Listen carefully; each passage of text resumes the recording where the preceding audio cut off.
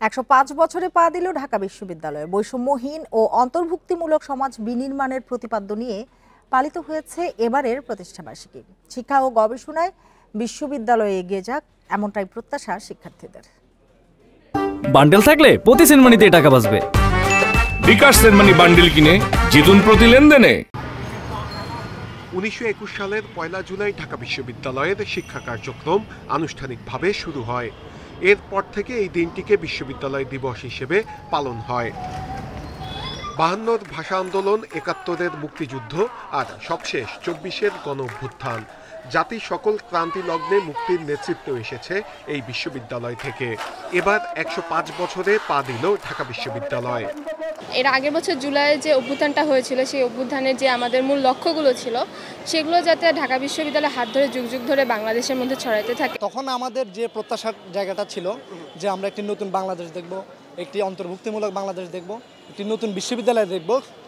দিবসটি উপলক্ষে শিক্ষক ও শিক্ষার্থীদের র্যালি বের হয়, পরে টিএসসিতে কেক কেটে এবং পায়রা উড়িয়ে বিশ্ববিদ্যালয় দিবসের উদ্বোধন করেন উপাচার্য।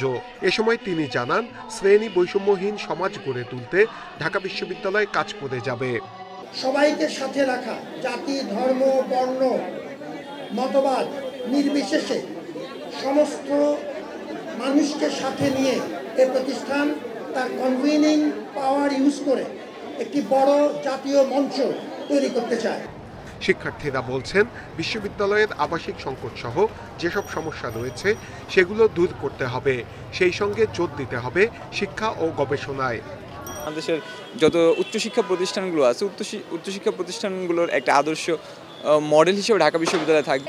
গবেষণার দিক দিয়ে যেন জোর দেয় বেশি। আর যেসব সমস্যা আছে, হলগুলোতে মেয়েদের হল নিয়ে অনেক সমস্যা আছে। শিক্ষার্থীদের মধ্যে গণতান্ত্রিক চর্চা, রাজনীতি হোক এবং রাজনীতির নামে বিশ্ববিদ্যালয় প্রাঙ্গণে আর কোনো সংঘাত না হোক, এমনটাই প্রত্যাশা শিক্ষার্থীদের। নূরে আলম, ইন্ডিপেন্ডেন্ট নিউজ, ঢাকা।